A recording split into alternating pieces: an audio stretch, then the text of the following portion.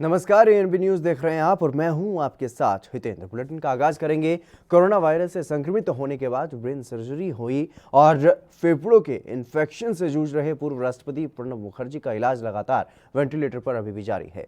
वो अभी भी गहरे कोमा में है और ये जानकारी दिल्ली स्थित army research and referral hospital ने उनके हेल्थ बुलेटिन में रविवार को दी है।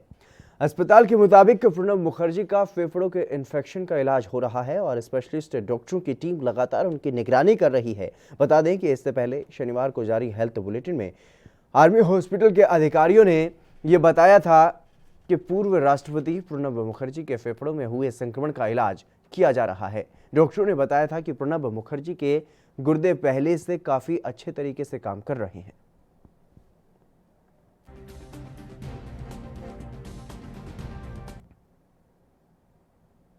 देश में कोरोना वायरस के मामलों ने रफ्तार पकड़ ली है और एक दिन में कोरोना वायरस संक्रमण के 78,000 से ज्यादा नए मामले सामने आए हैं, जिसके बाद रविवार को संक्रमण के कुल मामलों की संख्या 35 लाख के पार पहुंच गई है।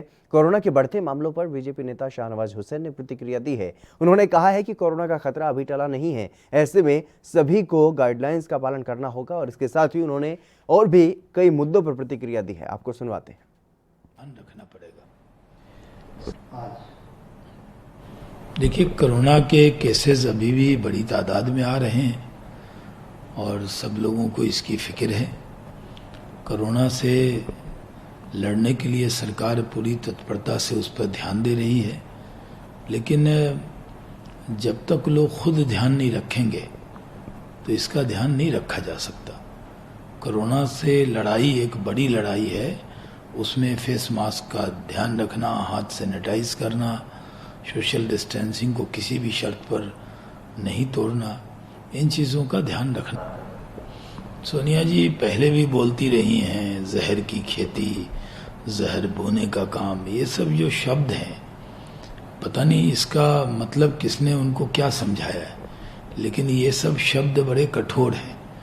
इस देश में जहर ना बोया गया है ना कोई बो सकता है, और इस तरह के बयान और इस विषय को बड़ा करते हैं। इसलिए उनको, इतनी पुरानी वरिष्ठ नेता होने के नाते, उनको इस तरह के शब्दों को बोलते वक्त 10 बार सोचना चाहिए कि वो क्या बोल रही। हमारी सरकार सबका साथ, सबका विकास, सबका विश्वास, इस पथ पर आगे बढ़ रही है। कांग्रेस पार्टी अपनी कमियां नहीं देख रही, बल्कि वो हर संस्थान पर उंगली उठा रही है और कांग्रेस पर उंगली उठा रहे हैं। तो जो विषय कांग्रेस के 23 नेताओं ने उठाए थे उस पर कांग्रेस एक शब्द नहीं बोल रही, लेकिन फेसबुक पे, ट्विटर पे, इन चीज़ों पर ही बयानबाजी हो रही। देखिए, सुशांत सिंह राजपूत के मामले में सीबीआई पूछताछ कर रही है और हम सबको भरोसा है कि सीबीआई दूध का दूध, पानी का पानी करेगी और सीबीआई गहन पूछताछ में पूरा पता करेगी कि आखिर इस घटना के पीछे कौन लोग हैं। और हम सबको इंतज़ार है, देश को इंतज़ार है कि हम जानें कि आखिर कौन लोग सुशांत सिंह राजपूत के 1 सितंबर से देश भर में अनलॉक 4 का चौथा चरण शुरू हो रहा है और गृह मंत्रालय ने अनलॉक 4 को लेकर गाइडलाइंस जारी कर दी हैं। मंत्रालय ने चौथे चरण की इस अनलॉक में कई छूट दी हैं। हालांकि ये भी साफ किया गया है कि कंटेनमेंट जोन में 30 सितंबर तक लॉकडाउन सख्ती से लागू रहेगा। गृह मंत्रालय ने सभी राज्यों से यह भी कहा है कि आप कंटेनमेंट जोन के बाहर अपना लोकल लॉकडाउन अब लागू नहीं कर सकते। वहीं दिल्ली की लाइफलाइन कही जाने वाली मेट्रो भी अब 7 सितंबर से पटरी पर दौड़ती हुई दिखाई देगी। इसी को लेकर के आम आदमी पार्टी के नेता सौरभ भारद्वाज ने अपनी प्रतिक्रिया जाहिर की है। देखिए, आप सड़कों पे देखेंगे तो सड़कों के ऊपर प्राइवेट व्हीकल्स बढ़े हुए हैं। उसका बड़ा कारण ये है कि दिल्ली में करीब 40-42 लाख लोग रोज मेट्रो में सफ़र किया करते थे।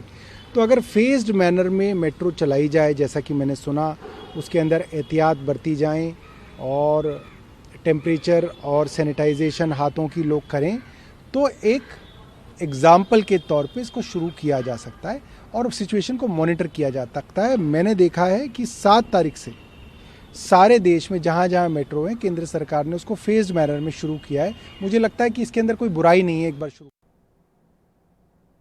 बिहार में जल्द ही विधानसभा चुनाव होने हैं, जिसे लेकर के राजनीतिक पार्टियां अपने अपने स्तर पर तैयारियों में जुट गई हैं। इसी कड़ी में राष्ट्रीय जनता दल के सुप्रीमो लालू प्रसाद यादव के बेटे और बिहार के पूर्व मंत्री तेज प्रताप यादव ने भी कमर कस ली है। इसी को लेकर के पटना पहुंचे तेज प्रताप यादव ने ये कहा है कि पहले हम सर्वे करेंगे, उसी के बाद ही टिकट दी जाएगी।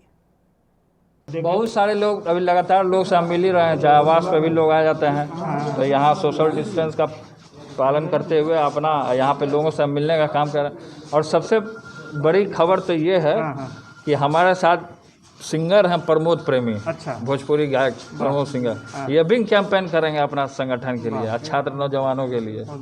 तेज प्रताप जी, एक चीज़ और है कि पिछले बार देखा गया था कि लोकसभा चुनाव में भी आपने अपने कुछ कैंडिडेट देने की कोशिश की थी, क्या इस बार भी आप? क्या अपना कैंडिडेट क्या होता है, वो तो संगठन में जो आदमी काम करता है बस उसके लिए डिमांड किया जाता है, और क्या। एक चीज़ और है, सबका पैरवी से करते हैं लोग, सब लोग करते हैं, अपना अपना राय रखने का काम करते हैं। तो इस बार कैसे लोगों को टिकट दिया जाए, क्योंकि टिकट के लिए तो पहले हम सर्वे कराएंगे, फिर वैसे लोगों को टिकट देंगे कि उन्होंने क्या अपने जिला में, अपने कॉन्स्टिट्यूंसी में क्या काम किया है, उस जनता से हम सर्वे कराएंगे पहले। अच्छा, एक चीज़ और तो दे दिया गया, नहीं तो हम सड़क के किनारे नहीं न सो जाते। हरियाणा सरकार ने सोमवार और मंगलवार को बाजार बंद करने का आदेश वापस ले लिया है, जिसके बाद व्यापारी वर्ग राहत महसूस कर रहा है। सोमवार और मंगलवार को बाजार बंद करने के फैसले का हर जगह व्यापारी वर्ग में विरोध था, और अब आदेश को वापस लेने के बाद व्यापारी राहत महसूस कर रहे हैं। ये मिली है कि जो सोमवार और मंगलवार को पहले 2 दिन के लिए जो गैर ज़रूरी चीज़ों की मार्केट एरियाज़ में शॉप्स थी उनको बंद रखने के आदेश दिए गए थे, वो विड्रॉ कर लिए गए हैं। जैसे इसके बारे में विस्तृत सूचनाएं और मिलेंगी तो मैं वीडियो जारी करके भी, प्रेस नोट जारी करके भी हमारे प्रेस के साथियों को और करनाल के सभी व्यापारियों को, लोगों को इसके बारे में सूचना। सर, सैटरडे संडे को क्या रहेगा? अभी तक जो सूचना है उस आधार पे सैटरडे संडे पे कोई बंदिश नहीं है।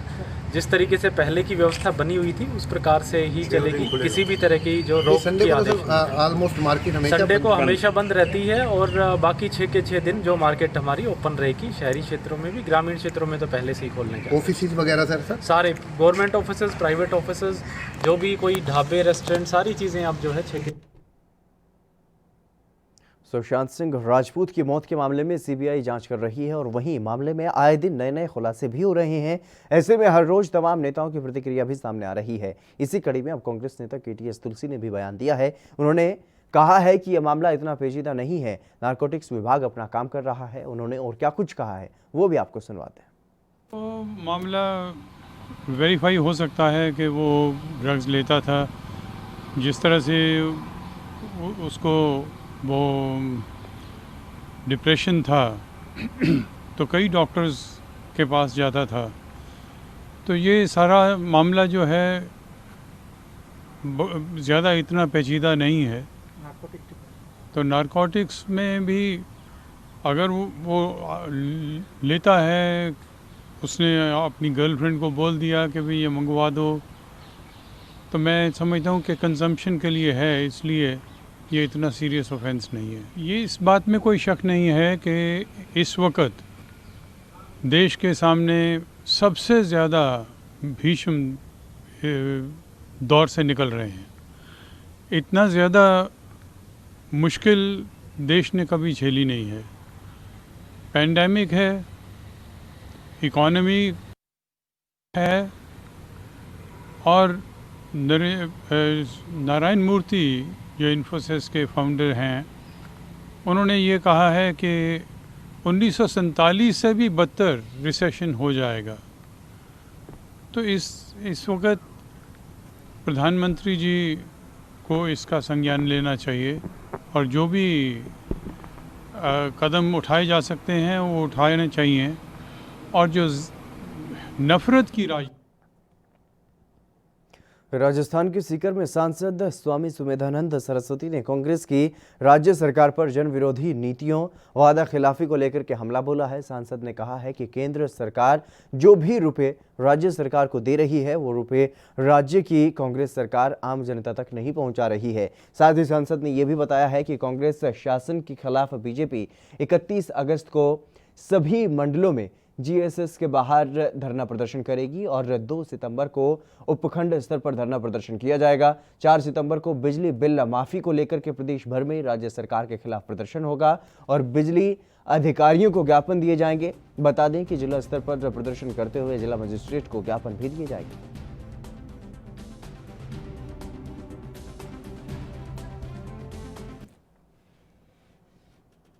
केरल में रविवार को कोविड-19 के राज्य की स्वास्थ्य मंत्री के शैलजा ने एक बयान में यह बताया है कि राज्य में आज 7 और लोगों की मौत होने के साथ ही संक्रमण से अभी तक 287 लोगों की मौत हो चुकी है। उन्होंने यह भी बताया है कि नए मामलों में से 49 लोग विदेश से लौटे हैं और 110 लोग दूसरे राज्यों से आए हैं और 1962 लोग राज्य में लोगों के संपर्क में आकर संक्रमित हुए हैं। मंत्री ने यह बताया है कि मरने वालों में पश्चिम बंगाल निवासी 49 वर्षीय एक कामगार, 90 वर्षीय एक महिला और कन्नूर जिले के 3 निवासी शामिल हैं। के शैलजा ने यह भी बताया है कि 33 स्वास्थ्यकर्मी भी संक्रमित हुए हैं और रविवार को 1766 लोगों को स्वस्थ होने के बाद अस्पतालों से छुट्टी दी गई है। राज्य में अभी तक 49,849 लोग संक्रमण से मुक्त हो चुके हैं और फिलहाल 23,658 मरीजों का इलाज चल रहा है।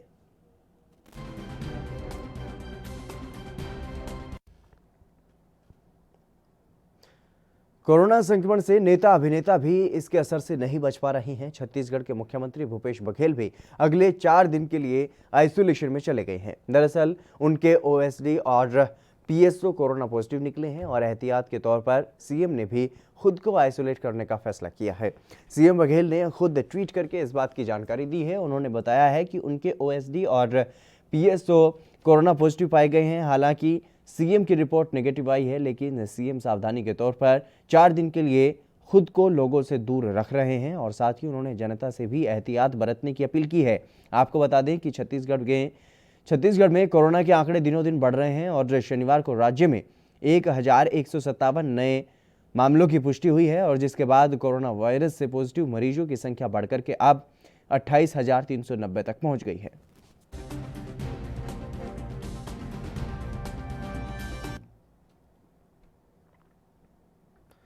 कोरोना वायरस के संक्रमण के खतरे के बीच केंद्र सरकार ने अनलॉक 4 के गाइडलाइंस जारी कर दी हैं और इसके तहत दिल्ली मेट्रो को संचालन की अनुमति दे दी गई है। वहीं अब इसको लेकर के दिशा निर्देश जारी कर दिए गए हैं और नए नियमों के मुताबिक दिल्ली मेट्रो में सफर करने के लिए अब टोकन नहीं मिलेगा। सभी यात्रियों को सफर के लिए मेट्रो कार्ड बनवाना होगा और इतना ही नहीं, सभी स्टेशनों पर मेट्रो रेल नहीं रुकेगी। मेट्रो कोच में यात्रियों की संख्या तय की जाएगी। मेट्रो स्टेशन के बाहर थर्मल स्क्रीनिंग और सैनिटाइजर व्यवस्था होगी। मेट्रो स्टेशन पर सोशल डिस्टेंसिंग के लिए मार्किंग भी की जाएगी ताकि कतार में खड़े हुए लोगों के बीच एक नियत दूरी बनी रहे।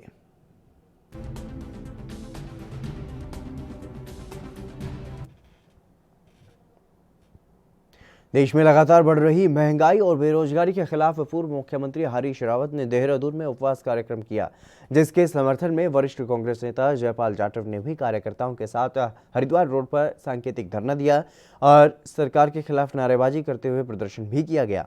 मौके पर कांग्रेस के कार्यकर्ताओं ने आरोप लगाया कि राज्य और केंद्र सरकार महंगाई और बेरोजगारी पर लगाम लगाने में नाकाम साबित हो रही है। कोरोना काल में जितनी परेशानी जनता को उठानी पड़ रही है, इसका जवाब जनता आगामी चुनाव में सरकार को जरूर देगी। है माननीय पूर्व मुख्यमंत्री हरीश रावत जी ने एक ऐलान किया आज प्रदेश में कि देश में बेरोजगारी बेताब बढ़ी है और खासकर जब से कोरोना महामारी आई है तो केंद्र सरकार बिल्कुल ध्यान नहीं दे रही। आज स्थिति ये है कि बेरोजगार करोड़ों की संख्या में सड़कों घूम रहे हैं। तो जो युवा देश का भविष्य था, जिसको माननीय नरेंद्र मोदी जी बड़े बड़े सपने दिखाते थे, आज वो बेरोजगार होकर परेशान है, रोटी के लिए मोहताज है। उसके साथ महंगाई इतनी बेहताब बढ़ चुकी है कि आप किसी चीज़ के भाव देख लीजिए, कोई रोक लगाम कहीं नहीं। उसको लेकर हमारा ये धरना प्रदर्शन है, उपवास रखेंगे हम लोग। अगर इस पर ये सरकार नहीं गौर करती, प्रदेश सरकार नहीं गौर करती, तो हम इसको आंदोलन को जारी रखेंगे और जब तक संघर्ष हमारा जारी रहेगा, जब तक हम इस काबिल न हो जाएंगे, उनको बेरोजगार रोजगार दे दें और महंगाई को कम। दिल्ली के जखीरा इलाके में ताजिया को लेकर के जुलूस निकाला गया और वहीं देखा गया कि कोरोना के बढ़ते केसों के बावजूद भी ताजिए में किसी के पास मास्क तक नहीं देखा गया और न ही सोशल डिस्टेंसिंग का पालन किया गया। सैकड़ों लोगों ने इस जुलूस में हिस्सा लिया और हैरत की बात यह है कि कोरोना के बढ़ते प्रकोप के मद्देनजर इस साल मुहर्रम का जुलूस निकालने पर पाबंदी लगा दी गई, लेकिन दिल्ली के जखीरा इलाके में जमकर लाठियां खेली गई और जमकर सोशल डिस्टेंसिंग की धज्जियां भी उड़ाई गई।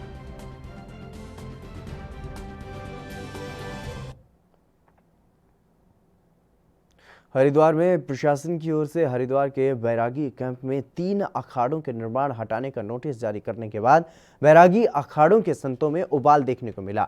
श्री पंच निर्वाणी अखाड़ा, श्री पंच दिगंबर अनी अखाड़ा और श्री पंच निर्मोही अखाड़ा के संतों ने 2021 कुंभ मेले में सरकार और अखाड़ा परिषद की ओर से दी जाने वाली सुविधाओं के बहिष्कार की घोषणा कर दी है।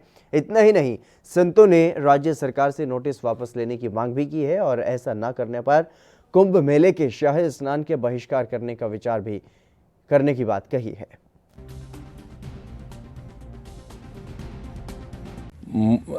हम सरकार के जो नोटिस भेजा है तो नोटिस तो सरकार के आदमी लेकर के आ रहा है, कर रहा है, तो मैं सरकार से मांग करता हूं कि जल्द इस पर गहन विचार करके जो अनादिकाल के परंपरा हम लोगों के चला आ रहा है उस परंपरा को निर्वाहन किया जाए। नहीं निर्वाहन किया जाएगा अधिकारी प्रशासन के, तो हम जब अधिकारी से या प्रशासन से कुछ सुविधाएं नहीं लेंगे तो बहिष्कार नहीं भैया। हम सुविधा ही किसी को कुछ नहीं लेना चाहते हैं, वो अपना आय करे। इस विषय के हमको उनका के कोई न पैसा के कोई हमारे आवश्यकता है न सरकार के कुछ। पहले तो हमारे जहाँ पर वहाँ पर पैसा के कोई खाए के दे रहा है। साधुओं के आय के रुकने के जगह बनाने के लिए, तीर्थ यात्रियों के रहने के सुविधा बनाने के लिए सरकार कर रहा है। तो करेगा तो जब तीर्थयात्री की सुविधा करेगा तो तीर्थयात्री आएंगे, नहीं करेगा तब वो बाहर में अपन पड़े रहेंगे। हम क्यों लेंगे उसको? देखिए, जो नोटिस प्रशासन ने दिया है, हमने उसको जवाब देने के बजाय प्रशासन से ये कह दिया कि आपको जो कुछ करना है सो करिए। हमारी आज परंपरा के अनुसार बैरागी कैंप है, हमारी इसके विषय में 2 मांग हमने रखी है जिस समय से ये मीटिंग शुरू हो रही है। एक तो इसको जो बैरागी कैंप की जमीन है इसको आरक्षित किया जाए और दूसरे तीनों ही अखाड़ों की स्थायी यहाँ निवास बनवाया जाए। लेकिन हम ना तो प्रशासनिक सुविधाएं लेंगे, ना प्रशासनिक मीटिंग लेंगे, ना प्रशासनिक कोई सेवा नहीं लेंगे। जब हमारा मूल काम नहीं कर पाएंगे तो हमको फिर क्या करना? अपना कुंभ करना, साधु साई अपने तंबू डाल देंगे, रोटी पानी बनाएंगे, फुगट पूजा करेंगे, अपने भजन ध्यान करेंगे, अपने स्नान करेंगे। प्रशासन से जो हमको मिलना था उसको बहिष्कार करेंगे हम लोग। और अखाड़ा परिषद हमारा साथ देगा तो अखाड़ा परिषद के हमें, हमारा अखाड़ा परिषद हमारा साथ नहीं देता है तो हम अखाड़ा परिषद का भी लेन देन आज बार बंद कर देते हैं। लेकिन लगाएंगे कहाँ? हम क्या करेंगे उसका लेकर के? हमने तो कह दिया प्रशासन से हमको पैसा नहीं चाहिए, हमारे तो यहाँ पर स्थान बनाइए, निवास बनाइए, तो चढ़ पात का है। अगर वो बनाता है तो ठीक है, नहीं बनाता तो इसी तरह हम अपने भजो। हम जो है जितनी भी अभी तक मीटिंग हुई, मैं मुख्यमंत्री माननीय यहाँ जो शहरी विकास मंत्री हैं, सभी अखाड़ा परिषद के लोगों को भी मैंने बोला कि हमारे वैष्णव के साथ बेइंसाफ़ी हो रही है। आप लोग कुंभ मेला की अगर जो है बात करते हैं तो कुंभ मेला जो है यह परंपरा और धर्म से जुड़ा हुआ है, इनकी एक आरक्षित भूमि होना चाहिए। बैरागी कैंप में जो है जितना अतिक्रमण है वो हटना चाहिए। बाद में जो जगह जहां वैष्णव अखाड़े पड़ते हैं वहां स्थायी भूमि होना चाहिए, कागज में भी और फील्ड में भी। ये हमारी शुरू से मांग रही है। ये सरकार के लिए सवाल है, ये साधु समाज के लिए सवाल है। ये लोग धर्म के साथ, परंपराओं के साथ छेड़खानी कर रहे हैं। प्रशासन की व्यवस्थाओं और कार्यों का हम लोग बहिष्कार करते, जरूरत आएगा तो कुंभ मेले का भी बहिष्कार करेंगे और प्रशासन की हर एक मीटिंग को जो है बर्खास्त करेंगे, क्योंकि प्रशासन हमारे साथ बेइंसाफी कर रही है कि जो है छड़ी की परंपरा या कहीं जो है श्मशान की परंपरा नहीं थी बनाई जा रही। हमारी जो परंपरा है उसकी कोई बात नहीं की जाती। यहाँ के कलेक्टर, यहाँ के सीएम बयान दे रहे हैं कि जो है छड़ी की बरसों परंपरा थी। बैरागियों का अस्तित्व खतरे में है। हमारी बैरागियों की जमीन सब जा रही है, वहाँ अतिक्रमण हो रहा है, उसको हटाया जाए। तो उसको न सुन के यहाँ स्थायी जो वैष्णव अखाड़ों की चरण उपादुका है उसको बुलडोजर।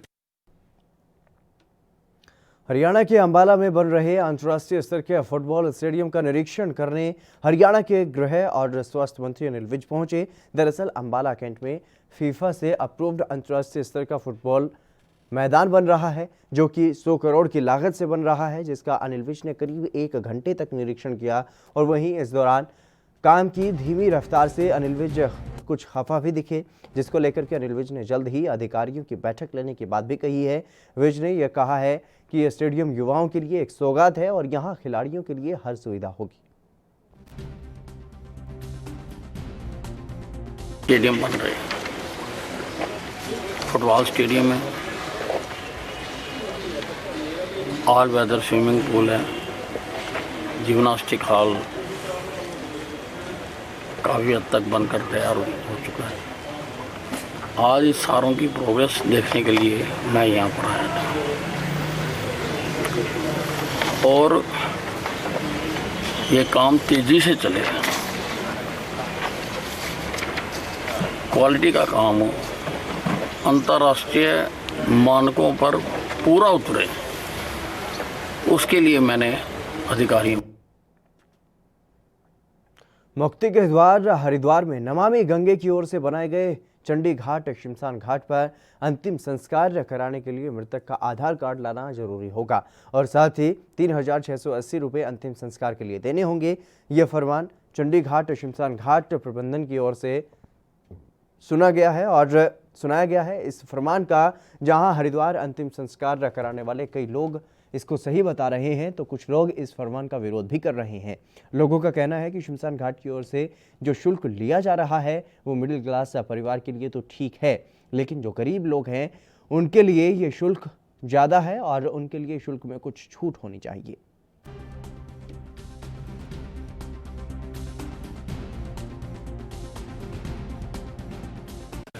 ये तो बहुत सही है और इससे ये पता लगेगा कि ये कहाँ से आए हुए हैं और आपका मेल है फीमेल है, बहुत अच्छी सुविधा है। देखिए मिडिल क्लास के लिए तो ठीक है, लेकिन जो निम्न वर्ग के लिए कुछ ज़्यादा है तो उनके लिए कुछ छूट होनी चाहिए। सबका आधार कार्ड होगा, नाम मृतक का नाम होगा, मृतक का एड्रेस होगा, मृतक का जो भी संबंधी उसका आधार कार्ड जरूर होगा कि कहाँ से बॉडी आई, क्या आई। लकड़ी यहाँ पे जितने में डेड बॉडी जलती है 3,680 रुपये उसका गवर्नमेंट का नमामि गंगे ने वो कर रखा है। इसके रेट फिक्स करके उसमें एक पंडित है, एक मुंडन है, एक आदमी का मुंडन है, लकड़ी प्लस उसमें सफाई का सब उसी में है। डेड बॉडी यहाँ पे जो ये बने हुए हैं इसमें सारे है, इसमें कोई भी यहाँ पे डेड बॉडी का बिल्कुल राख की जाती है, कोई भी लकड़ी नदी में नहीं गिराई जाती है, जो जली हुई है पूरी जलानी पड़ती है। यहीं पे है केवल यहाँ पे लॉकर रूम बना हुआ है, उसमें यहाँ पे कोई उसका बेटा नहीं आया, कोई संबंधी नहीं आया तो वो अपना लॉकर रूम बने लॉकर में रख सकता है और उसके बाद वो जितने दिन में आए 10-15 दिन में आए 15 दिन में उसको लॉकर रूम में उसका एड्रेस करके उसको अस्थि विसर्जन बाद में भी कर सकता है। हाँ, विरोध भी हुआ कि ज्यादा पैसे ले रहे हैं, जबकि बाहर में 3,000-3,500 रुपये का जो लकड़ी लेते थे जलाने वाले को भी देते, मुंडन वाले को भी देते थे, उसको 4,000 से ज्यादा पड़ता था। यहाँ पे कम है, सुविधा है, बारिश आ गई, धूप आ गई, वहाँ पे बैठने की सुविधा थी। यहाँ पे सरकार। छत्तीसगढ़ में जशपुर के पत्थल गांव में हत्या का मामला सामने आया है। जानकारी के मुताबिक ईंट भट्टे में काम करने वाले मुंशी सुखराम की अज्ञात हमलावरों ने गला रेत कर हत्या कर दी और जानकारी के मुताबिक मृतक शख्स ईंट भट्टा स्थित स्थान पर काम करता था और वो घर से काम पर गया था। इस दौरान जब लोगों ने देखा तो शरीर पर चोट के निशान थे, जिसकी सूचना पुलिस को दे दी गई है। फिलहाल पुलिस मामले की जांच में जुट गई है।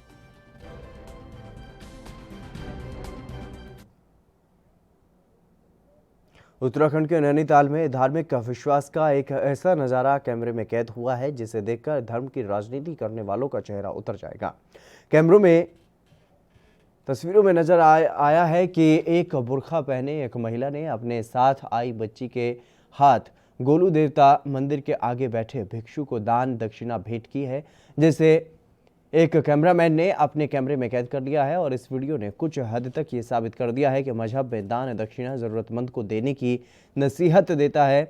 मुस्लिम समाज के आम नागरिकों का दूसरे धर्मों पर अभी भी अटूट विश्वास है और ऐसे ही दूसरे धर्मों के लोगों का इस्लाम से भी कोई विरोध नहीं है। ये तो केवल चंद असामाजिक तत्वों ने अपनी गंदी राजनीति चमकाने के लिए विवाद पैदा कर फायदा उठाया है।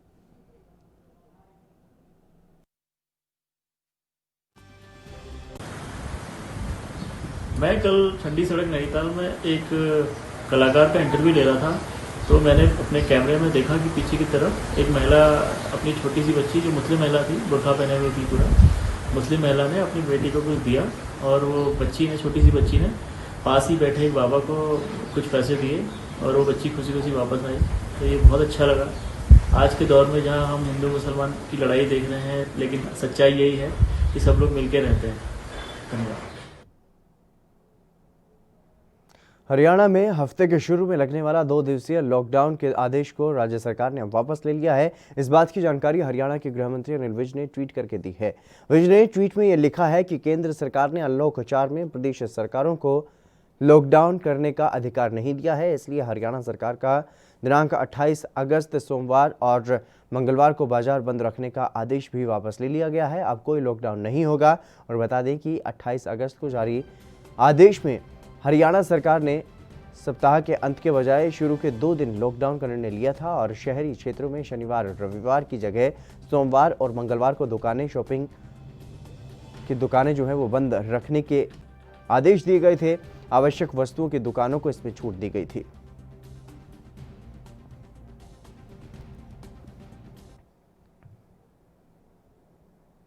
केंद्र सरकार ने अनलॉक 4 के तहत आदेश जारी किया है कि कोई भी प्रदेश अब अपनी मर्जी से लॉकडाउन नहीं लगा सकता, जिसके बाद हरियाणा सरकार ने भी सोमवार और मंगलवार को लॉकडाउन को लेकर के दिए गए आदेश वापस ले लिए हैं और इसकी पुष्टि हरियाणा के गृह और स्वास्थ्य मंत्री अनिल विज ने दी है। उन्होंने कहा है कि 28 अगस्त को दिए गए आदेश वापस ले लिए गए हैं। अब प्रदेश में सोमवार और मंगलवार को लॉकडाउन नहीं रहेगा और दुकानें भी खुलेंगी। सरकार का जो अनलॉक 4 आया है उसमें उन्होंने प्रदेश सरकारों से अपने स्तर पर लॉकडाउन करने का अधिकार को वापस ले लिया है कि प्रदेश सरकारें खुद नहीं कर सकती। इसलिए हमने 28 तारीख का जो हमारा आदेश था कि हर सोमवार और मंगलवार को हरियाणा में दुकानें बंद रखने का आदेश था, वो आदेश वापस ले लिए और अब दुकानें बाकायदा खुलेंगी। वैसे बाजार खुलने के समय को लेकर भी अभी असमंजस है, वो पहले से वो समय का तो डिप्टी कमिश्नर लेवल पर होता है, उसका मुझे मालूम नहीं।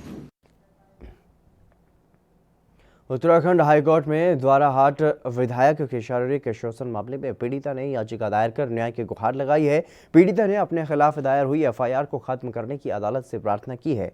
एकल पीठ में मामले में विधायक और पीड़िता के बीच हुए व्हाट्सएप चैट की कॉपी मंगाते हुए सुनवाई 1 सितंबर को तय की है और याचिकाकर्ता ने कहा है कि देहरादून पुलिस ने उनकी शिकायत तो दर्ज नहीं की, लेकिन उसके बाद विधायक की पत्नी के दबाव में उनकी ओर से दी गई शिकायत पर एफआईआर दर्ज जरूर कर ली गई है। ऐसे में उनके खिलाफ दर्ज मुकदमे पर रोक लगाई जाए। न्यायमूर्ति रविंद्र मैठानी की एकल पीठ के सामने विधायक के अधिवक्ता भी उपस्थित हुए और दूसरी ओर विधायक महेश नेगी की पत्नी रीता ने एफआईआर में ये कहा है कि द्वाराहाट में पीड़िता और उसके परिजन उनके पड़ोस में रहते हैं और वो अन्य लोगों की तरह अपनी समस्याएं लेकर के अक्सर उनके घर आते रहते थे। महिला का चाल चलन ठीक नहीं होने के कारण उन्होंने उसे अपने घर आने पर रोक लगा दी थी। एफआईआर में यह भी कहा गया है कि महिला ने भागकर शादी की और उसका अपने पति के साथ कोर्ट में केस चल रहा है।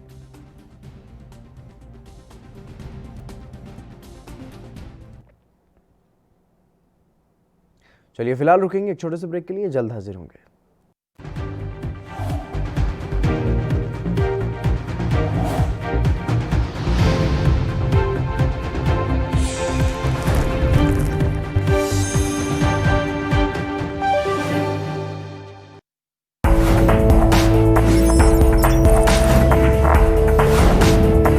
कम ब्रेक और ज्यादा खबरों के साथ देखिए ANP news in channel number पर। I'm declaring a public health emergency of international concern over the global outbreak of novel coronavirus. Bharat की कोरोना वायरस से जंग। आपको चाहिए पूरी जानकारी के लिए भरोसेमंद जरिया।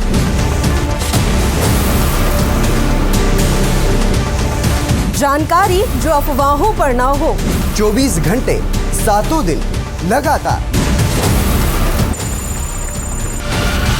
सिर्फ एक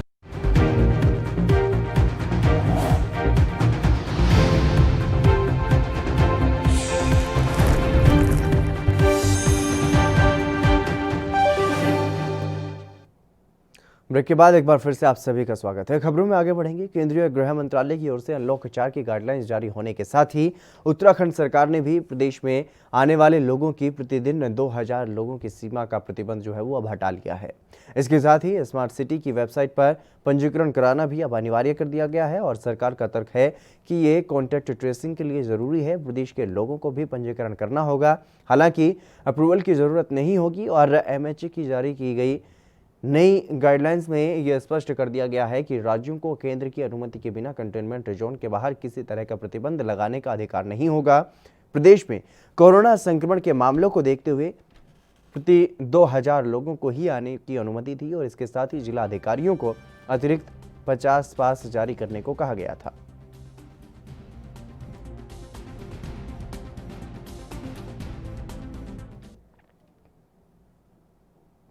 मध्य प्रदेश में लगातार बारिश का दौर जारी है, जिससे नदी नाले उफान पर हैं और लोगों की छतों तक पानी पहुंच गया है। कई इलाकों के लिए मौसम विभाग ने रेड अलर्ट भी जारी किया है। वहीं शाजापुर जिले में कई दिनों से रुक रुक कर हो रही बारिश के बाद हालात बिगड़ते हुए नजर आ रहे हैं और जहां जल स्रोत लबालब हो गए हैं और वहीं आफत की ये बारिश निचली बस्तियों के लिए मुसीबत बनकर आई है, जिसके चलते लोगों को भारी परेशानियों का सामना करना पड़ रहा है।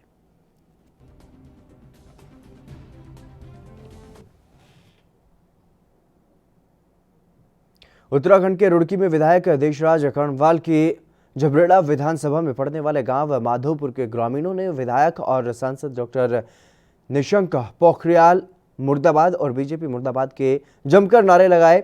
बता दें कि झबरेड़ा क्षेत्र के माधवपुर गांव में सड़क निर्माण को लेकर के लोगों में गुस्सा देखा जा सकता है और ग्रामीणों का कहना है कि हमने सड़क निर्माण को लेकर के क्षेत्र के बीजेपी विधायक देशराज कर्णवाल और ग्राम प्रधान को कई बार इस समस्या के बारे में बताया है, लेकिन फिर भी सड़क का निर्माण नहीं हो पाया, जिससे कि ग्रामीणों को काफ़ी परेशानी का सामना उठाना पड़ रहा है और यहाँ तक कि अगर गांव में कोई मौत हो जाती है तो उसको दफनाने के लिए भी बड़ी परेशानी का सामना करना पड़ता है। और पिछले साल मुख्यमंत्री त्रिवेंद्र सिंह रावत को भी हमने इस समस्या से लिखित रूप में उनको बता दिया था, लेकिन फिर भी हमारी समस्या का समाधान नहीं हो पाया। और 1 साल पहले हमारे मुख्यमंत्री जी आए थे रुड़की में, उनको भी लिखित में दिया था। अच्छा, तो क्या 1 साल पहले क्या आश्वासन मिला? बस एप्लीकेशन उन्होंने लेके रखी थी और आज तक कोई सुनवाई नहीं है। हमारे गांव के 3 मेन रास्ते हैं, तीनों मेन रास्ते जो है ना बारिश में निकलने के लिए मजबूर हो जाते हैं। जो विधायक जी हैं अपने विधायक जी हैं, उनको भी कई बार बताया जा चुका है, लेकिन उस पर कोई ध्यान नहीं है। तो अब किस तरह से निर्माण किया है? जिला पंचायत सदस्य अब ये निर्माण कार्य कैसे किया जा रहा है? अब जो ये निर्माण कार्य हो रहा है, अब ये निर्माण कार्य हो रहा है, गाँव वालों ने पैसा इकट्ठा किया है तो उसके द्वारा ये भराव किया जा रहा है। निकलने के लिए मजबूर था, आदमी क्या करेंगे। परेशान है, सड़क जितनी साल से यहाँ तक आई हुई पूरी सड़क में गड्ढे हैं और गड्ढों के अलावा यहाँ चलने में बड़ी दिक्कत है। यहाँ यहाँ हमारे कब्रिस्तान भी है, मुर्दे लाने के लिए हमें 3-3, 4-4 फुट पानी में से होकर गुजरना पड़ा है आज मैयत हुई हमारी।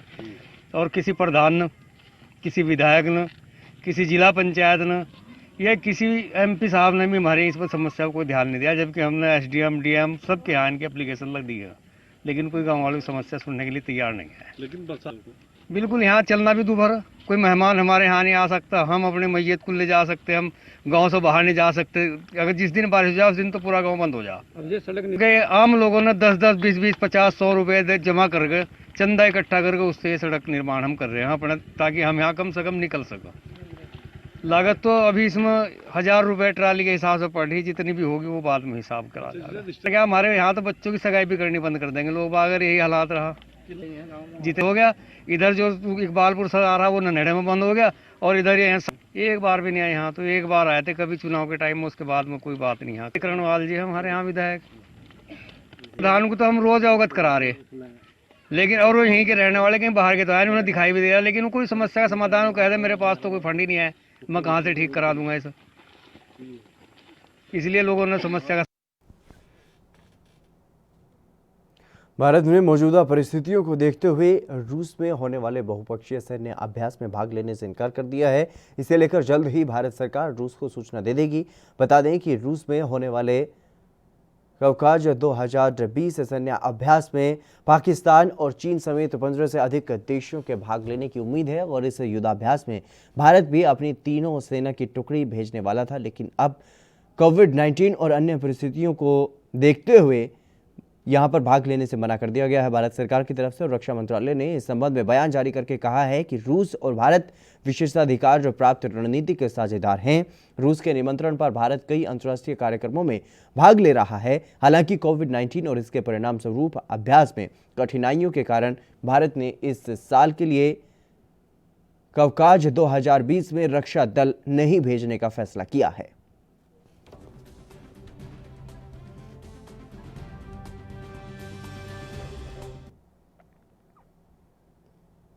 राजस्थान के चित्तौड़गढ़ जिले में कोरोना संक्रमितों का आंकड़ा 1000 को पार कर गया है और इसी के चलते जिला प्रशासन की चिंता भी बढ़ गई है। जिला स्वास्थ्य और चिकित्सा अधिकारी संजीव टाक ने यह बताया है कि चित्तौड़गढ़ में कोरोना पॉजिटिव का आंकड़ा बढ़ता ही जा रहा है और पॉजिटिव केस का आंकड़ा अब 1034 तक पहुंच गया है। उन्होंने यह भी बताया है कि 30,866 सैंपल लिए गए हैं और 28,416 नेगेटिव आए हैं, जिनमें से 693 सैंपल की रिपोर्ट आनी अभी बाकी है। उन्होंने बताया है कि जिले में वर्तमान में कुल 312 एक्टिव केस हैं और इसके अलावा 21 लोगों की कोरोना की वजह से मौत भी हो चुकी है।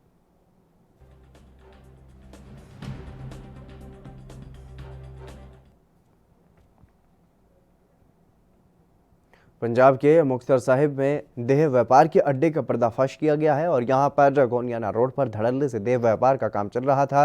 अड्डे की मुख्य संचालिका और 5 महिलाओं समेत 7 लोगों को पुलिस ने इस पूरे मामले में धर दबोचा है और गुप्त सूचना के आधार पर थाना सिटी श्री मुक्तसर साहिब पुलिस ने यह कार्रवाई की है।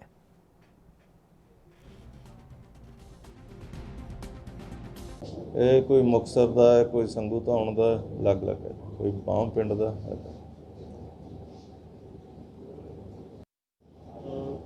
सर एक सैक्स रैकेट ਦੇ पर्दाफाश ਕੀਤਾ ਮੁਕਤਸਰ ਪੁਲਿਸ ਵੱਲੋਂ ਕੀ ਮਾਮਲਾ ਕੀ ਹੈ? ਕੱਲ ਸਾਨੂੰ ਸੀਕ੍ਰੇਟ ਇਨਫੋਰਮੇਸ਼ਨ ਮਿਲੀ ਸੀ ਕਿ ਅਮਰਜੀਤ ਪਤਨੀ ਮੇਜਰ ਸਿੰਘ ਗੋਨਿਆਣਾ ਰੋਡ ਧਰਮਸ਼ਾਲਾ ਦੇ ਨੇੜੇ ਆਪਣੇ ਘਰ ਵਿੱਚ ਦੇਹ ਵਪਾਰ ਦਾ ਧੰਦਾ ਕਰ ਰਹੀ ਹੈ। ਇਸ ਤੇ ਮੁਕੱਦਮਾ ਦਰਜ ਮੁਕਰੀ ਤੇ ਪਰਚਾ ਦਰਜ ਕਰਾਇਆ ਗਿਆ। ਜਦੋਂ ਰੇਡ ਕੀਤਾ ਤਾਂ ਉੱਥੋਂ 5 ਲੇਡੀਜ਼ 2 ਲੜਕੇ ਰੰਗੇ ਹੱਥੀਂ ਬਰਾਮਦ ਕੀਤੇ ਆ ਤੇ ਅਮਰਜੀਤ ਕੌਰ ਉੱਥੋਂ ਖਿਸਕ ਗਈ ਸੀਗੀ ਥੋੜੀ ਦੇਰ ਪਹਿਲਾਂ ਹੀ मौका वेख के तो इन्हों के खिलाफ मुकदमा दर्ज किया गया। अज इन्होंने बिहार के रोहतास में तेज रफ्तार ने एक जान ले ली है। दरअसल घटना चेनारी इलाके के तुर्की टोला की है, जहां पर तेज रफ्तार से आ रहे वाहन ने 2 लोगों को टक्कर मारी और जिसमें एक की मौत हो गई और एक गंभीर रूप से घायल हो गया है। वहीं घटना की सूचना मिलने पर मौके पर पहुंची पुलिस ने मौके का मुआयना किया और मामला दर्ज कर आगे की जांच में जुट गई।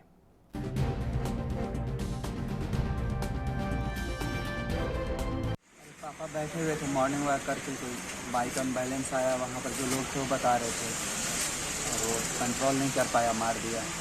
तो आप मृतक के कौन लगते हैं? हम बड़े बेटे हैं। आपका नाम क्या हुआ? हरियाणा के करनाल से लगते तरावड़ी से दिल दहला देने वाला मामला सामने आया है। बता दें कि तरावड़ी में एक 23 साल के युवक अजय की हत्या कर दी गई और परिवार वालों का आरोप है कि तरावड़ी के 10 से 12 लड़कों ने ईंट डंडे से मार करके उसकी हत्या की है, जिसके चलते परिजनों ने पुलिस को शिकायत दी है। दरअसल मृतक के भाई का कुछ लड़कों के साथ किसी बात को लेकर के झगड़ा हुआ था, लेकिन तब बात को रफा दफा करके वो घर आ गया था, जिसके बाद 10-12 लड़कों ने अजय के घर पर हमला बोल दिया और मृतक के भाई के साथ मारपीट भी शुरू की गई। और जब अजय बीच बचाव के लिए आया तो अजय को ईंट और डंडों से खूब मारा। कुछ देर के बाद बदमाशों के वहां से जाने के बाद जब परिजन अजय को कल्पना चावला मेडिकल हॉस्पिटल लेकर गए तो उसने वहां पर दम तोड़ दिया। फिलहाल पुलिस ने मामला दर्ज कर लिया है और आगे की जांच शुरू कर दी है।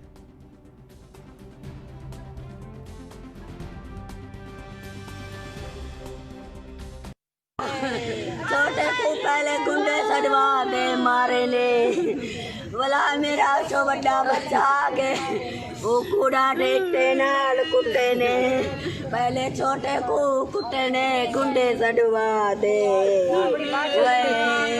कौन लोग थे, किन्होंने मारा? मेरे दोनों बच्चों को मारा। छोटे लड़के और सूरज उसका भाई गुंडे से बुलवा रखे थे। मेरे बच्चे को पहले दुकानों पे गुंडे मंगवा के पीटा। पड़ोसी साथ में घर है उनका और कोई पड़ोसदार कोई नहीं छुड़वाने आया। मेरे बिहार के आगामी विधानसभा चुनाव को देखते हुए रोहतास जिला प्रशासन इन दिनों पूरी तरह से तैयारी में जुट गया है, जिसके चलते रोहतास जिला पदाधिकारी पंकज दीक्षित के नेतृत्व में जिला प्रशासन ने सासाराम में स्ट्रांग रूम और मतगणना केंद्र का जायजा लिया। वहीं जीएम रोहतास ने यह बताया है कि स्ट्रांग रूम और पेयजल की व्यवस्था और बिजली की व्यवस्था दुरुस्त करने का निर्देश दिया गया है और निरीक्षण के दौरान एसपी सत्यवीर कुमार ने स्ट्रांग रूम और मतगणना केंद्र की सुरक्षा का जायजा लिया है, जहां पर उन्होंने सुरक्षा के कई बिंदुओं पर गहन जांच के बाद कई निर्देश जारी किए हैं। बता दें कि इस दौरान जिला स्तर के कई पदाधिकारी भी मौजूद रहे।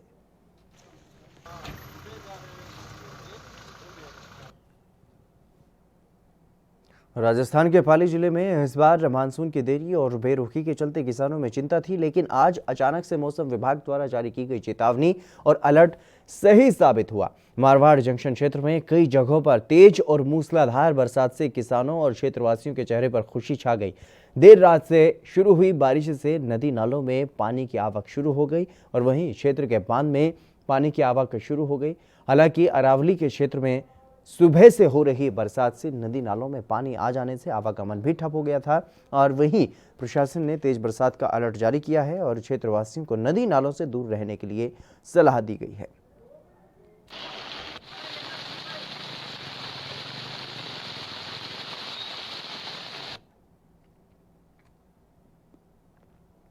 छत्तीसगढ़ की राजधानी रायपुर के अस्पतालों में एक गर्भवती महिला अमानवीयता का शिकार उसे होना पड़ा और डॉक्टर, नर्स और अस्पताल के अन्य स्टाफ आम लोग किसी से इंसानियत के नाते मदद का हाथ नहीं बढ़ाया। महिला दर्द से कराहते रही और चीखते हुए अस्पताल की लॉबी में ही जमीन पर ही बच्चे को जन्म उन्होंने दे दिया और जानकारी के मुताबिक गर्भवती महिला की रिपोर्ट कोरोना पॉजिटिव आई थी। इसके बाद अस्पताल में महिला को वार्ड से बाहर कर दिया गया था और इसी बीच महिला को दर्द हुआ और बेसुध होकर के वो जमीन पर गिर गई। महिला के साथ मौजूद उसकी एक रिश्तेदार ने उसकी मदद की और इस दौरान अस्पताल में मौजूद एक शख्स ने घटना को अपने मोबाइल कैमरे में कैद कर लिया। घटना रायपुर के कालीबाड़ी स्थित जिला अस्पताल की है और इस घटना में जांच के आदेश भी दे दिए गए हैं।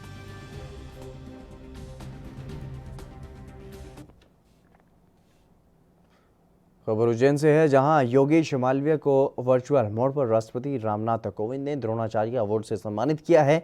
दरअसल भारत में पहली बार मलखम अवार्ड से सम्मानित किया गया है और योगेश मालवीय ने न सिर्फ उज्जैन का बल्कि प्रदेश का भी नाम गौरवान्वित किया है। इस मौके पर योगेश मालवीय को मलखम में द्रोणाचार्य अवार्ड मिलने पर उनके परिजनों में खुशी का माहौल देखने को मिला है। वहीं परिवार के लोगों ने एक दूसरे को मिठाई बांटकर बधाई दी।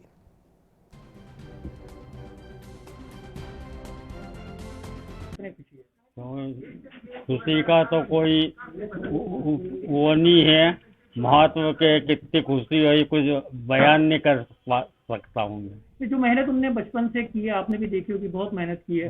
आज उनको फल मिल गया, लग रहा है आपको कि आज वो फल उनको मिल गया? मेहनत का तो फल निश्चित ही मिलता है और लगन और मेहनत उनके संग थी तो उसका आज परिणाम सामने देखने को मिलती है। आपने भी बचपन से उनको देखा है, कैसे वो ये सब कुछ कर पाते थे? पढ़ना भी था, घर का काम भी करना था, फिर आपके हाथ भी बटाते थे, वो कैसे कर लेते थे? हाँ, सब करता था बचपन से ही, मतलब 7 वर्ष की उम्र से ही इस लाइन में लगे हुए थे। घर का भी कार्य किया, दुकानदारी भी संभाली और उसके साथ साथ अपना प्रशिक्षण, अपना खेल भी जारी रखा। विशेष परिस्थितियों के अनुसार भी अपना प्रशिक्षण। राजस्थान के सीकर के लक्ष्मणगढ़ में पुलिस ने शातिर बाइक चोर को गिरफ्तार किया है। दरअसल थाना अधिकारी ने बताया है कि मुखबिर की सूचना पर पुलिस टीम ने चोर को दबोचा और पुलिस ने उसे न्यायालय में पेश कर रिमांड पर लेकर के सख्ती से उससे पूछताछ की। और बता दें कि आरोपी से पुलिस ने अब तक चोरी की गई 10 बाइक बरामद कर ली है। शातिर बाइक चोर गिरफ्तार किया गया और उससे जब सख्ती से पूछताछ की गई तो उसकी निशानदेही पर 10 बाइक, 10 मोटरसाइकिल जो हैं वो अब तक पुलिस ने बरामद कर ली है।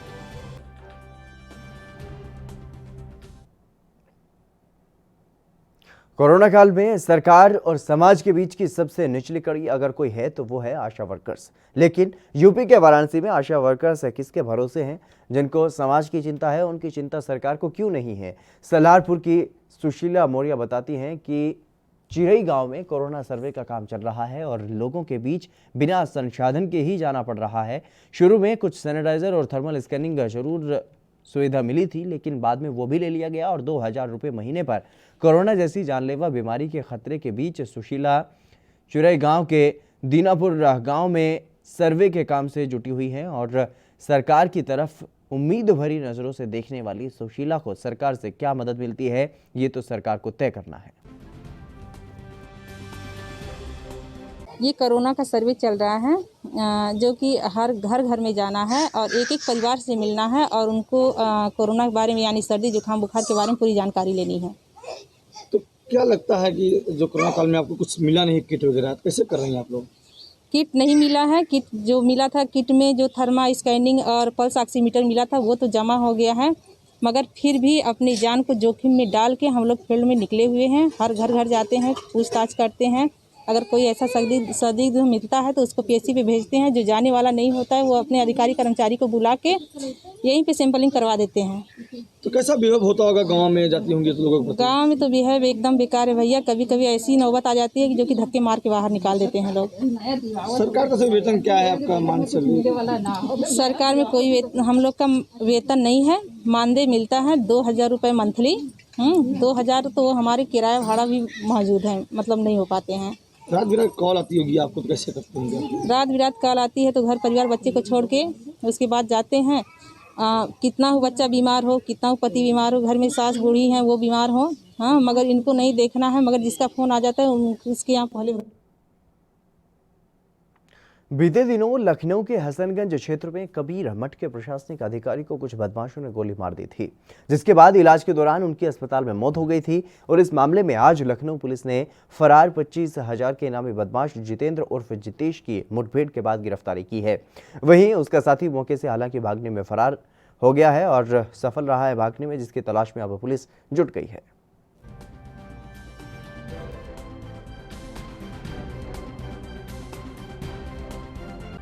मुठभेड़ हुई है, ये कौन बदमाश था और क्या गिरफ्तारी हो मालूम चला कि फरार है? किस मामले का फरार आरोपी था? देखिए, अभी कुछ दिन पहले जो हसनगंज थाने में कबीर मठ में जो वहाँ के प्रशासनिक अधिकारी थे, जिन 3 आदमियों ने वहाँ घुस के उनकी गोली मार के हत्या कर दी थी, मतलब पहले वो गोली चलाई थी जिसमें बाद में मृत्यु हो गई थी उनकी, तो उसी में ये व्यक्ति हैं। 2 यहाँ सूचना थी कि जो इनके 2 वांछित अभियुक्त थे, जितेंद्र और प्रेम सिंह, वांछित अभियुक्त जो है, सूचना थी कि हो सकता है क्योंकि मड़िया पीछे इनका घर है, तो सूचना थी कि शायद वो इस रास्ते में अपना आएंगे, परिवार इनका रहता है। तो उसी सूचना पे पहले से हम लोग अलर्ट थे और जैसे ही उन्होंने देखा कि पुलिस यहाँ मौजूद है तो उन्होंने इस कट से भागने का कोशिश किया और भागते हुए जो बाइक पे 2 सवार लोग थे, भागते हुए एक गिर गया और एक भाग गया है, जिसके लिए पूरा भी टीम लगी हुई है।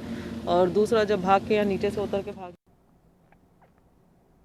हरियाणा के गृह मंत्री अनिल विज के ट्वीट के मुताबिक हरियाणा में सोमवार और मंगलवार के लॉकडाउन के आदेश को वापस ले लिया गया है, यानी कि अब सोमवार और मंगलवार को बाजार खुल सकेंगे, जिसके बाद व्यापारी वर्ग खासा संतुष्ट नजर आया। और दरअसल कुछ ऐसे व्यापारी भी हैं जिनको रोज का खाना कमाना होता है और हफ्ते में 2 दिन दुकानें बंद होने से उनका सारा व्यापार चरमरा जाता, लेकिन अब वो सरकार के इस नए निर्णय से काफ़ी खुश हैं और इस मौके पर सभी ने मुंह मीठा किया और सरकार का धन्यवाद भी किया।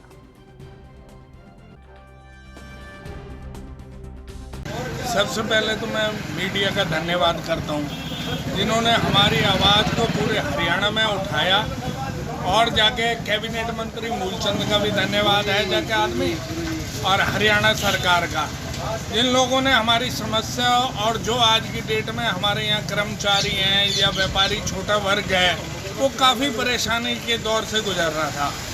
और इसलिए मीडिया के तो बहुत हम आभारी हैं, जिन लोगों ने इतनी आवाज़ उठाई, जल्द ही सरकार के कानों में पहुंची है और उन्होंने हमारी समस्या को देखते ही जाके आदमी 7 दिन खोलने के ऑर्डर करे हैं। हम सरकार का और हरियाणा सरकार का जाके और बाकी मूलचंद शर्मा का भी तहे दिल से धन्यवादी हैं, कृष्ण पाल गुर्जर जी के भी, जिन्होंने हमारी आवाज़ को सुन के सरकारों को बचाया। कितनी खुशी हो रही? नहीं, बहुत अच्छा लग रहा है। आज इसी खुशी में ही कर रहे हैं, मेरा एक दूसरे को मिठाई खिला रहे हैं, क्योंकि हमारे कर्मचारी भी बेचारे परेशान थे। उन लोगों को जाके तनख्वाहें पूरी नहीं हो रही थी, वो बेचारे जाके आदमी उनकी रोने की स्थिति हो रही थी, लेकिन आज वो बहुत खुश हैं। वो भी आपस में कह रहे हैं जी भाई साहब हमारा परिवार चलेगा, जिसमें उनकी रोजी रोटी की भी समस्या दूर होगी। मेरा नाम विजय आर्य है। देखो जी, खुशी इतनी ज़्यादा है कि काम बिल्कुल टूटे पड़े थे, मार्केटें डाउन थी। ऐसे हालात में जो निर्णय लिया गया था 2 दिन बंद का, ये बिल्कुल ही गलत था। जो महीने में 8 दिन बैठता था, हमारे से ज़्यादा असर हमारे कर्मचारियों पे पड़ा था, जिनकी सैलरी किसी की 10,000 थी तो उसे कट के 6,000 मिलनी थी, 7,000, जिससे उससे घर का गुजारा ना होता। इसलिए कर्मचारी वर्ग भी इससे खुश है, व्यापारी भी खुश है। हम सबसे ज़्यादा धन्यवाद अपने यहाँ के कैबिनेट मिनिस्टर मूलचंद शर्मा जी का, मीडिया ने हमारी आवाज़ उठाई है, शर्मा जी ने आगे सरकार से बात करी है। इनका बहुत बहुत धन्यवाद करते हैं, जिन्होंने इस मुहिम में हम व्यापारियों को, मरते हुए व्यापारियों को एक सांस दी। हरियाणा के चरखी दादरी में पार्षदों सहित कई गणमान्य लोगों और महिलाओं ने सीवर समस्या को लेकर के सीवरेज ट्रीटमेंट प्लांट समसपुर का दौरा किया और वहीं पार्षद महेश गुप्ता ने यह बताया है कि एसटीपी पर मात्र 30 से 40% तक ही पानी पहुंच रहा है और 60 से 70% पानी लाइन में ब्लॉकेज होने के कारण नहीं पहुंच पा रहा है। यह लाइन बाईपास टी पॉइंट से लेकर के ढाणी फाटक तक रुकी हुई है और इसी मेन लाइन के रुकने से शहर के कई वार्ड और मार्केट क्षेत्र प्रभावित हैं और हजारों लोग समस्याओं से जूझ रहे हैं। और वहीं पार्षदों ने यह भी कहा है कि मेन लाइन को खोला जाए और उसकी सफाई करवाई जाए।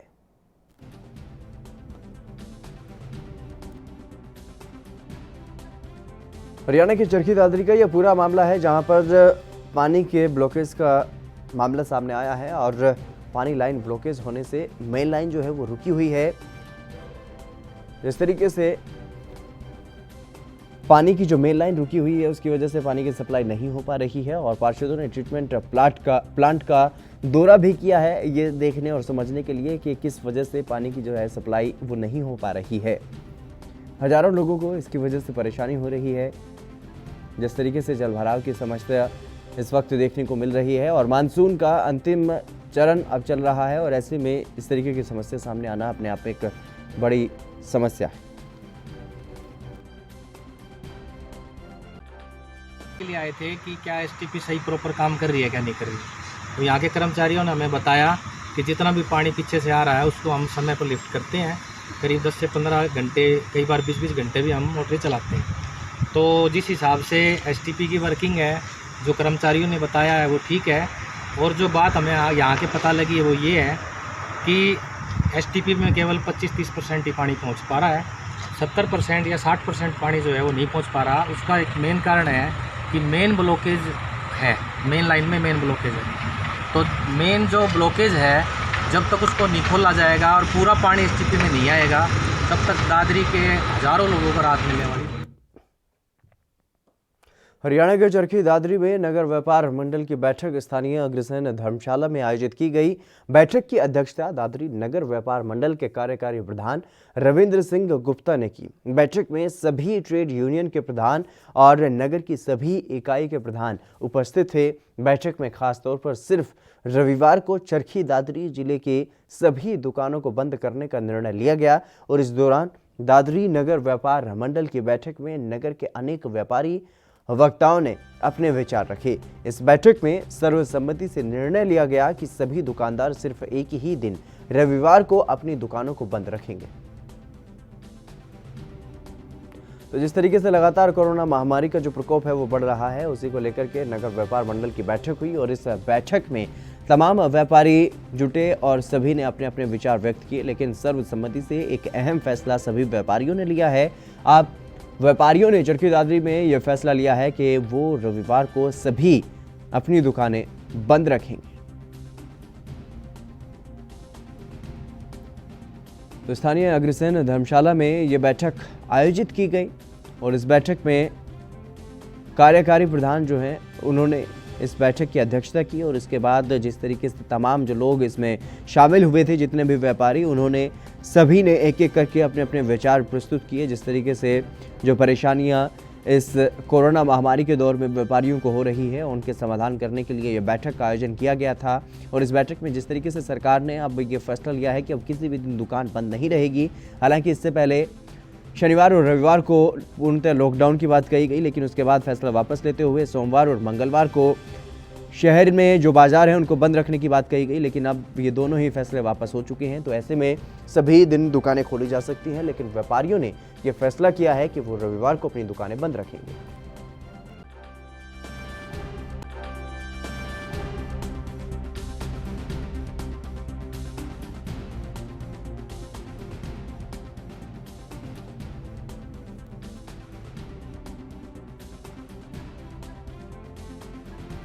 चरखी दादरी में कोरोना महामारी को लेकर की ये बैठक हुई है नगर व्यापार मंडल की। और इस बैठक में स्थानीय अग्रसेन धर्मशाला में ये बैठक आयोजित की गई, जहां पर नगर के लगभग सभी व्यापारी पहुंचे थे। आज की बैठक में सर्वसम्मति से सभी यूनिट के व्यापारी प्रधान की उपस्थिति में निर्णय लिया गया है कि हम रविवार को दुकानें बंद रखेंगे। केवल आवश्यक सामान जैसे दूध, सब्जी, फ्रूट, हलवाई आदि, दवाई आदि की दुकानें खुलेंगी। बाकी सब दुकानें रविवार को बंद रहेगी। 6 दिन हम बाज़ार खोल लेंगे और 9 से 7 का समय जो सरकार ने हमें दिया है उसी के अनुसार हम दुकानें खोल लेंगे। यार कोई व्यापारियों के विरोध में निर्णय लेती है तो उसको हम। चलिए फिलहाल मेरे साथ खबरों में बस इतना ही। दीजिए इजाज़त। नमस्कार।